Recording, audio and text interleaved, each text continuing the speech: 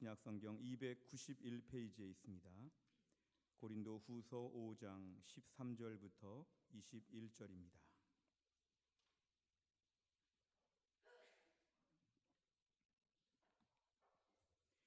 고린도 후서 5장 13절부터 21절까지의 말씀을 저와 한 절씩 교독하시겠습니다.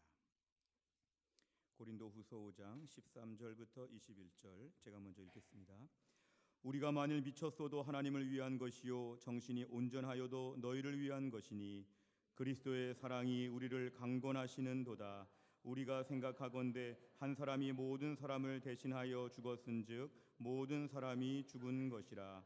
그가 모든 사람을 대신하여 죽으심은 살아있는 자들로 하여금 다시는 그들 자신을 위하여 살지 않고 오직 그들을 대신하여 죽었다가 다시 살아나신 이를 위하여 살게 하려 함이라. 그러므로 우리가 이제부터는 어떤 사람도 육신을 따라 알지 아니하노라. 비록 우리가 그리스도도 육신을 따라 알았으나 이제부터는 그같이 알지 아니하노라. 그런즉 누구든지 그리스도 안에 있으면 새로운 피조물이라. 이전 것은 지나갔으니 보라 새 것이 되었도다. 모든 것이 하나님께로서 났으며 그가 그리스도로 말미암아 우리를 자기와 화목하게 하시고 또 우리에게 화목하게 하는 직분을 주셨으니 곧 하나님께서 그리스도 안에 계시사 세상을 자기와 화목하게 하시며 그들의 죄를 그들에게 돌리지 아니하시고 화목하게 하는 말씀을 우리에게 부탁하셨느니라. 그러므로 우리가 그리스도를 대신하여 사신이 되어 하나님이 우리를 통하여 너희를 권면하시는 것 같이 그리스도를 대신하여 간청하노니 너희는 하나님과 화목하라. 같이 읽습니다.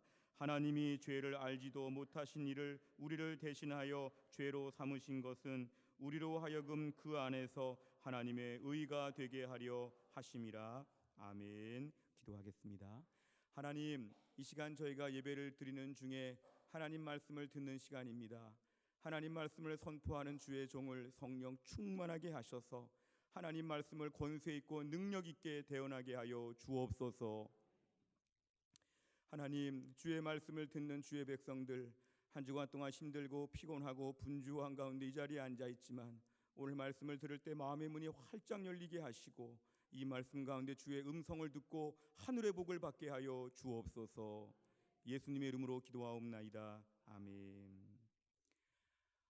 제자훈련 목회 철학에 대해서 단 한 권을 추천하라고 하면 저는 옥하는 목사님의 평신도를 깨운다라는 책을 추천하고 싶습니다. 오늘 한국교회 안에 제자훈련하는 교회들이 많이 있지만 모든 교회들이 대부분 다 중요하게 보는 책이 바로 이 책입니다. 평신도를 깨운다.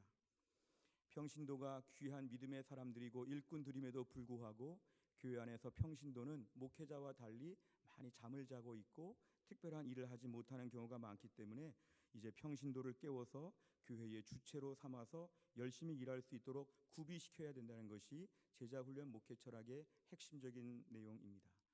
이 책에서는 한국교회가 1970년대, 80년대, 90년대를 거치면서 놀랍게 부흥한 이야기를 먼저 하고 있습니다. 한국 경제가 압축 성장을 한 것처럼 한국 교회 역시 짧은 역사 속에서 세계 여러 신학교들이 사례 연구를 할 정도로 매우 특별한 놀라운 폭발적인 성장을 하였습니다.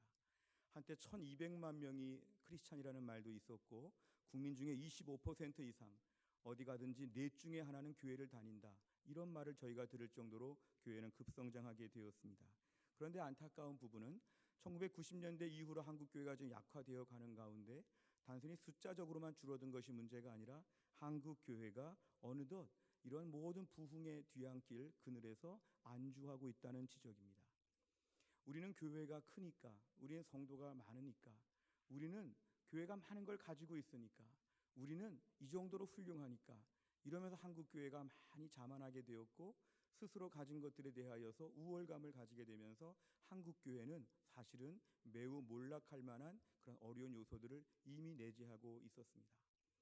가장 대표적인 게 뭐냐면 한국교회 안에서 바른 성경적인 지식, 무엇보다 예수 믿고 구원받는 것은 매우 분명한 진리이지만 구원받은 이후에 이 땅에서 뭘 해야 되는지에 대한 소명에 대해서는 많이 가르치지 못했다는 지적입니다.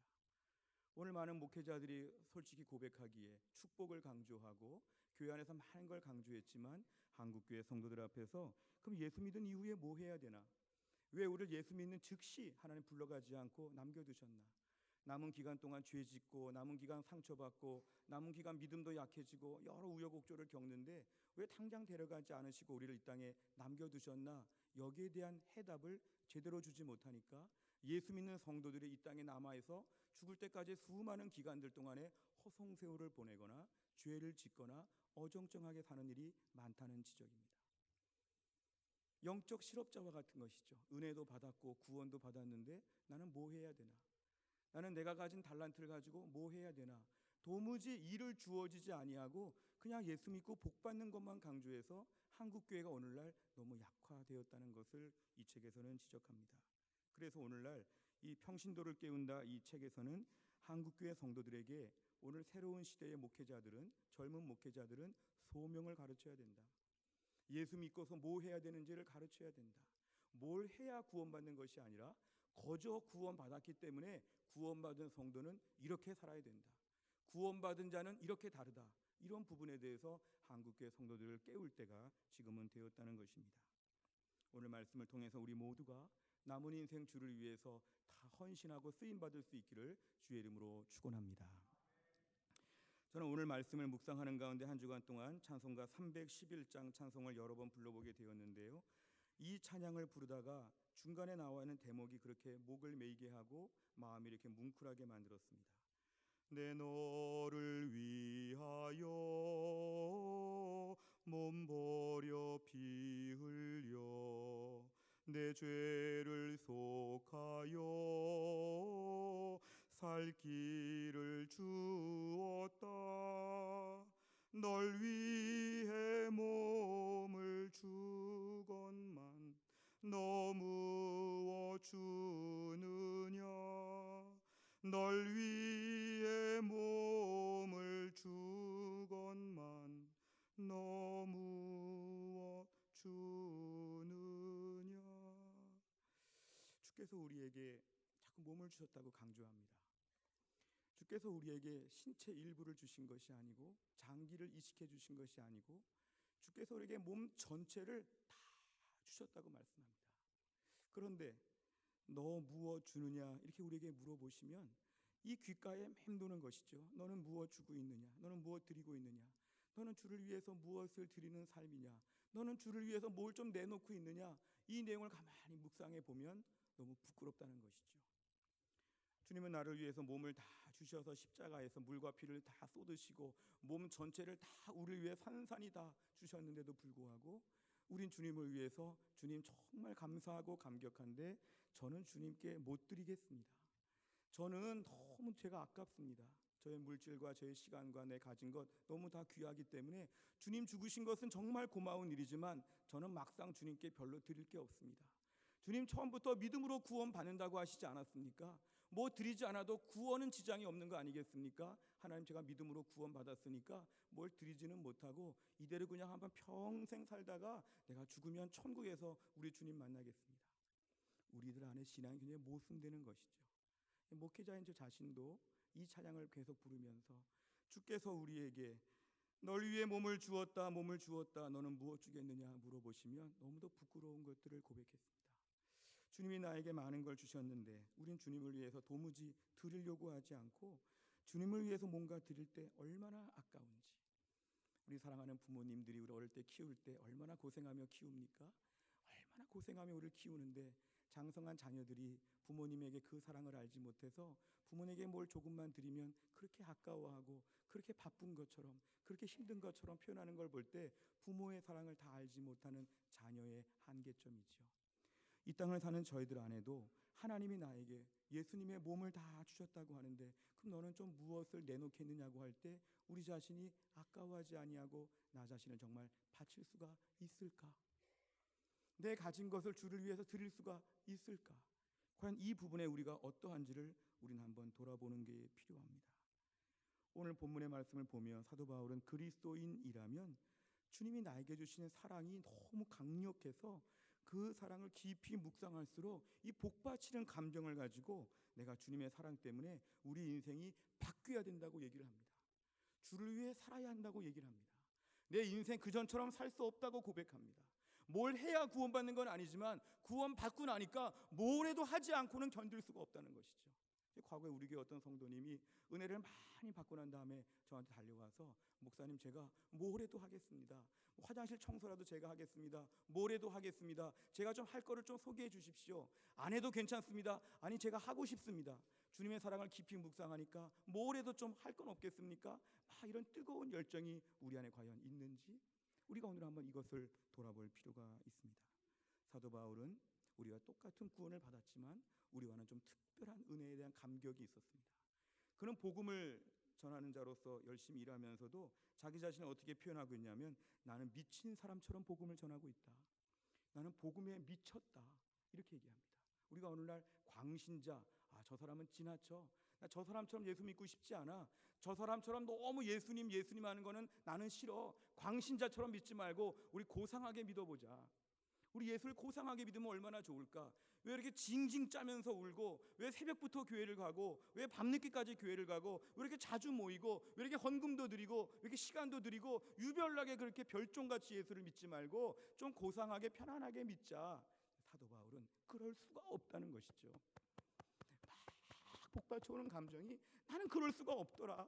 나 그렇게 고상하게, 나 공부도 많이 했고, 나 수고도 많이 했고, 나 많이 알고 있지만 나는 그럴 수 없다는 게 오늘 사도 바울의 이 불붙는 마음이었습니다. 미친 사람처럼 봐도 소용이 없다. 나는 미친 사람처럼 봐도 아무 관계가 없다. 오늘 13절 14절을 보면 나 미친 사람이라고 불러도 나는 더 미칠 것이다. 복음에 미칠 것이다. 이 자기 자신의 그 열정을 사도 바울은 잘 표현하고 있습니다. 사도행전 20장 24절 같이 읽겠습니다. 시작. 내가 달려갈 길과 주 예수께 받은 사명 곧 하나님의 은혜의 복음을 증언하는 일을 마치려 하면은 나의 생명조차 조금도 귀한 것으로 여기지 아니하노라. 아멘. 이게 사도 바울이 복음에 미쳐서 저런 말하는 것입니다. 우리는 미치다는 말을 좀 부정적으로 많이 보는데요, 좋은 일에 미치는 것은 참 중요한 것입니다. 사도 바울은 복음에 미친 사람이었습니다. 미치고 외골수였습니다. 외줄타기 인생이었습니다. 줄이 하나밖에 없습니다. 복음 하나 아니면 나는 끝장이다. 그러나 복음에다가 온 목숨을 걸고 시간을 걸고 물질을 걸고 내 배운 거, 내 아는 거, 가진 거 다 복음에 투자해서 나 외줄타기 인생 이것저것 붙잡지 아니하고 복음 하나 붙잡고 미쳐버리겠다. 복음에 미치겠다. 이게 사도 바울의 열정이었습니다. 우리가 오늘 무슨 일을 해도요, 미치도록 일하는 사람이 제일 무섭습니다. 한번 공부에 미쳐본 학창시절에 있으시다면, 우리가 정말 공부에 미치면 공부 잘할 수밖에 없죠. 공부에 미치면 다른 건 눈에 들어오지도 않습니다. 제 주변에 공부 잘하는 분들을 보니까요, 심지어 옷 갈아입는 거 무슨 복잡한 거 신경 안 씁니다. 오로지 공부만 하고 책만 보는 것이죠. 너무 산만하게 이것도 했다가 저것도 했다가 하루 종일 너저분하게 막 분주하게 살면 이건 뭐에 미친 사람이 아니죠. 뭐에 미친 사람은 뭐 하나 딱 붙잡았으면 거기다가 총력전을 펼치는 것이죠. 마치 군부대에서 어디다가 집중 포화를 대포를 다 쏘는 것처럼, 한 곳에다가 모든 대포를 쏘는 것처럼 여기에 집중하는 것이죠. 사도 바울의 인생은 바로 이것이었습니다. 복음에 집중하는 인생. 복음에 미치겠다. 내가 복음을 미치도록 전해보겠다. 남들이 볼 때 너무 유별나다, 어쩌다 무슨 말 다 해도 난 다 들리지가 않는다. 복음 하나에 내 전부를 다 걸어보겠다, 이것이죠. 제가 우리에게 제자 훈련 시키면서 이런 것들을 많이 요구합니다. 예수님의 제자가 되려면 올인해야지만 제자가 될 수 있습니다. 예수님의 제자가 되어보겠다면 거기에 목숨을 걸어야 되는 거죠. 할 거 안 할 거 다 정리해가지고 목숨을 거는 것이죠. 제자가 되려면 열심히 다해서 목숨을 걸고 이거 아니면 죽겠다고 할 정도로 최선을 다하면 그때 마치 우리가 결정체인 것처럼 예수님의 제자 한 명 한 명이 완성되어 가는 것이죠. 신앙생활, 예수님의 제자가 되는 것, 주를 섬기는 것은 미친 것처럼 목숨을 걸지 않으면 이 땅에 수많은 산만함이 많기 때문에 우리가 아무것도 하지 못하고 이것도 아니고 저것도 아니고 어정쩡한 죄로 끝날 수가 있다는 것입니다. 옥하는 목사님은 제자훈련을 전국적으로 보급하기 위해서 제자훈련 지도자 세미나, 칼 세미나라는 것을 해마다 이렇게 쭉 돌아가시기 전까지 진행해 왔습니다. 근데 그때 맨 마지막 시간에 강의가 뭐냐면 광인론입니다. 미친 사람 이야기, 광인론. 우리가 오늘 제자훈련 지도자 세미나를 마치고 나면 한 몇백 명이 오는데요, 한 20, 30%도 안 되는 분들이 제자훈련을 돌아가서 하고, 나머지 대부분의 목사님들은 제자훈련 해보려고 갔더니 우리 교회는 안 되더라. 우리 교회 성도들은 다 낮에 일을 하고 바쁘고 우리 교회는 뭐가 약하고 우리 교회는 뭐가 안 돼서 우리 교회는 제자훈련이 안 맞더라. 나는 제자훈련 못하겠다. 이런 분들은 어디 가도 못한다는 것이죠. 옥하는 목사님 같은 열정이 있으면 어느 교회를 가더라도 제자훈련을 열심히 하는 것은 이게 목회 본질이기 때문에 그냥 교회가 어정쩡하게 매일 똑같은 예배 드리면서 그냥 매일매일 지내다가 마는 것이 아니라 성도 한 사람 한 사람을 온전한 예수님의 제자로 키워가는 일에 목사가 본질이라고 생각하고 목숨을 거는 게 바로 제자훈련에 목숨을 거는 것입니다. 우리가 이 가을에 새생명 축제를 하면서 전도하는 일을 할 때 전도를 왜 이렇게 열심히 할까? 이렇게 전도에 비중을 둘까? 이거는 교회가 양적으로 성장하기 위해서 하는 것이 아니라 우리 교회 성도들이 전도할 줄 아는 성도로 가르치기 위한 하나의 훈련 과정입니다. 평생 예수를 믿는데 복음을 전할 줄도 몰라요. 증인 될 줄도 몰라요. 믿음이 있다고 하는데 전도란 얘기만 나오면 막 숨고 싶어요. 이거는 그 성도가 아직 영적으로 미성숙한 것이죠. 그렇기 때문에 전도 훈련을 시키는 차원에서라도 새생명 축제를 통해서 복음을 전하는 것을 계속 가르치는 것입니다. 교회 안에서 많은 일들을 통해서 힘들고 어려운 많은 여건들이 있어도 저는 제자 훈련에 미친 목사가 되고 싶습니다. 그래서 제가 우리 교회 제자 훈련을 계속 하는 것이죠. 제자 훈련에 대해서는 미치지 않으면 감당하기 어려운 것이 이 시대적인 많은 환경이기 때문에 여기는 목숨을 걸 수밖에 없습니다.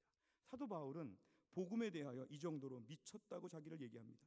14절에 보니까 그리스도의 사랑에 대한 깊은 묵상이 그를 복음에 미치게 만들었다는 것이죠. 그러니까 그는 인생에 뭐 복잡한 거, 뭐 디테일한 거 다 신경 쓰지 아니하고 오직 예수 잘 믿고 그 예수 전하는 것, 이 두 가지가 인생의 굵직한 핵심적인 내용이었습니다. 따라해 보실까요? 예수 잘 믿고 예수 전하는 인생. 아멘. 이것을 꿈꾸시기를 바랍니다. 인생에 너무 복잡하게 살다 보면은 아무것도 하지 못하고 나중에 그냥 인생 끝나버리죠. 인생 목표 아주 단순하죠. 예수 잘 믿고 예수 전하다가 마지막에 죽겠다. 그리고 천국 가겠다. 이런 단순한 목표를 저희는 가져야 합니다. 오늘 본문의 제일 핵심적인 것은 15절인데요. 15절 같이 한번 볼까요? 15절 말씀 제일 중요합니다. 같이 읽습니다. 시작.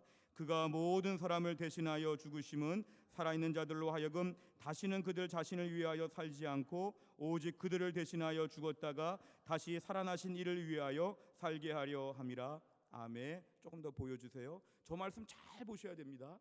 예수 믿은 이후에 놀다가 천국 가겠다, 쉬다가 천국 가겠다, 그럴 수 없는 것은 예수님의 죽음의 의미가 뭐냐면 다시는 너 자신을 위해 살지 않고 오직 나를 대신하여 죽었다가 다시 살아나신 예수 그리스도를 위하여 살게 하려고 예수님 대신 죽으셨다는 것입니다.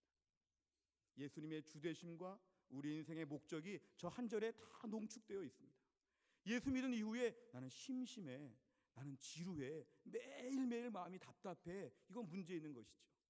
예수를 위해 살라고 우리를 살려주셨는데 그 예수를 위해 사는 것이 인생에서 빠져버리니까 인생이 공허한 것이죠. 아무리 여행 갔다 오고 아무리 좋은 데 갔다 와도 이 마음의 갈증 해결이 안 되는 것이죠. 인생 그렇게 살면 허무하다는 것입니다.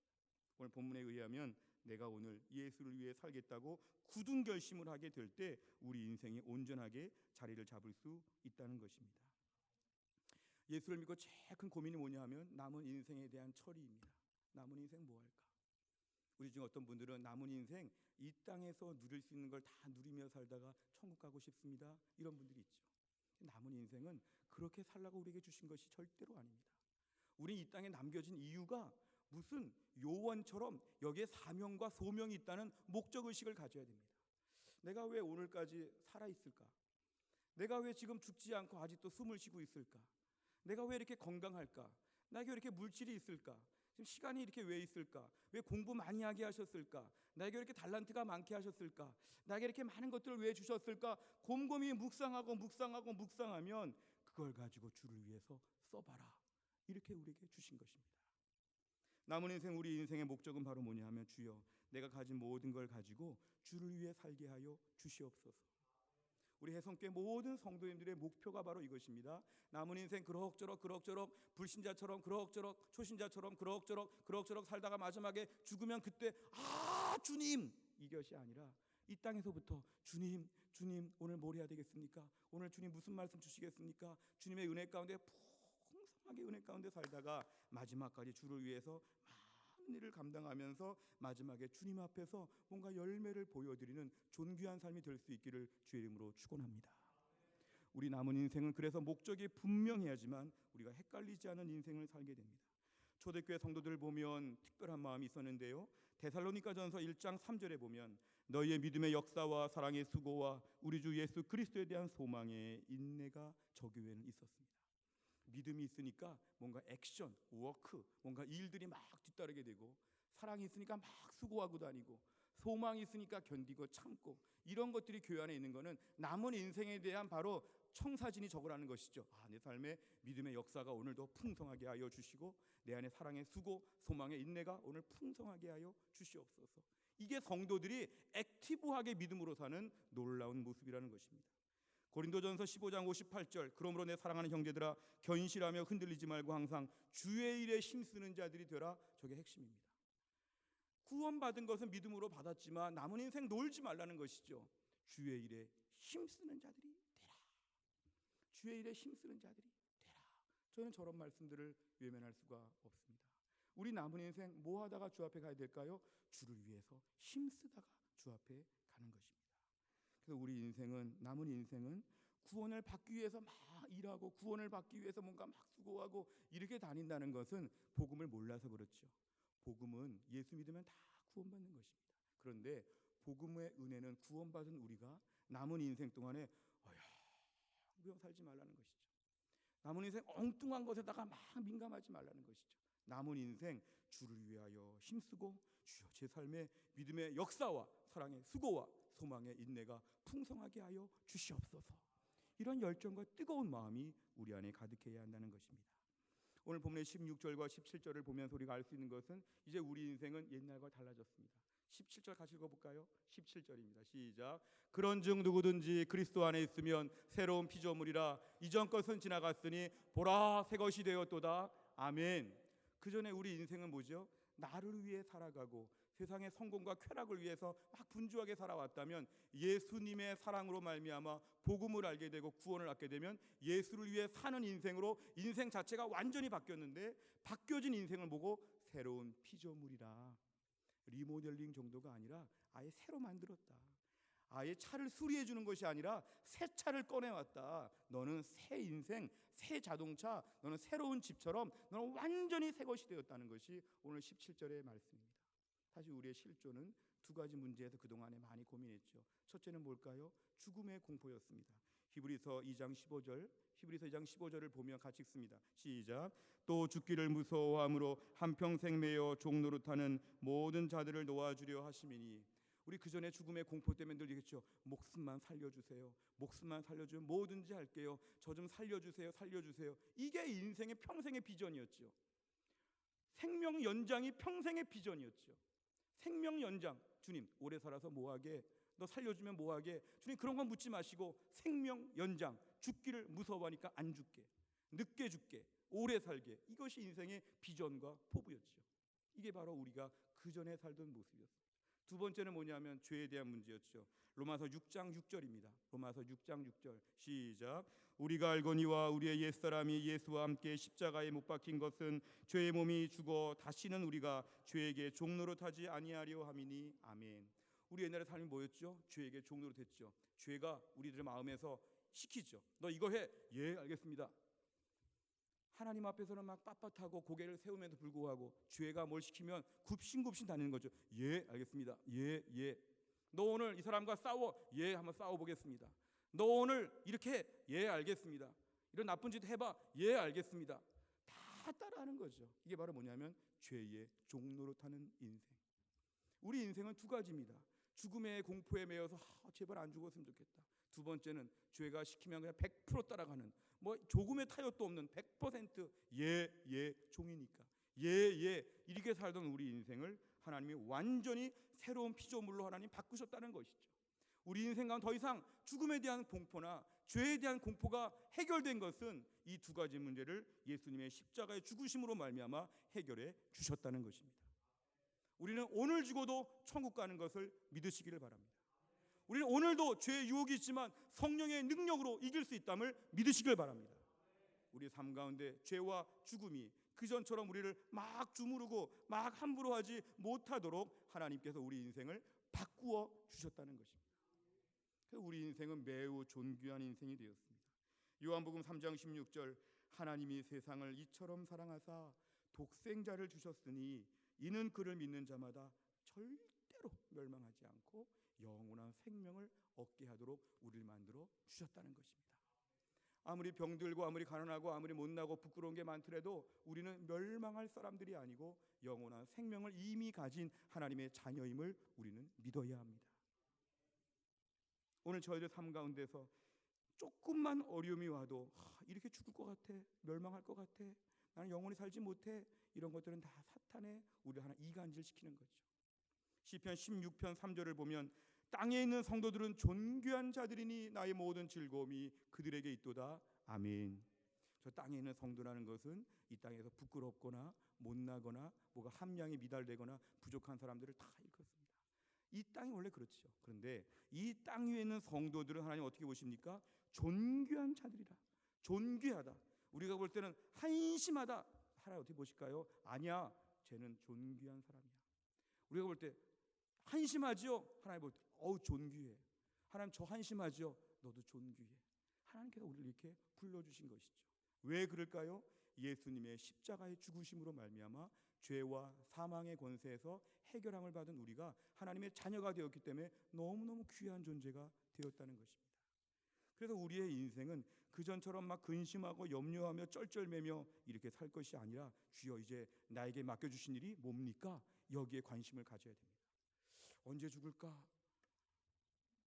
나 어떤 잘못을 저질렀을까? 나 어떻게 먹고 살까?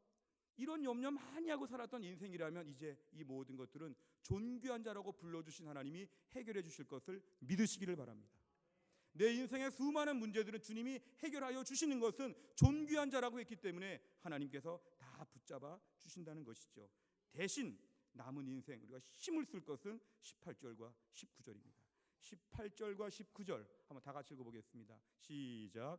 모든 것이 하나님께로서 났으며 그가 그리스도로 말미암아 우리를 자기와 화목하게 하시고 또 우리에게 화목하게 하는 직분을 주셨으니 곧 하나님께서 그리스도 안에 계시사 세상을 자기와 화목하게 하시며 그들의 죄를 그들에게 돌리지 아니하시고 화목하게 하는 말씀을 우리에게 부탁하셨느니라. 아멘. 이 말씀에 의하면 남은 인생 주를 위해 산다고 할 때 이 구체적인 것은 뭐냐면 복음을 전하는 말씀의 증인되라는 것입니다. 하나님 제 인생 주의 복음 전하게 하여 주옵소서.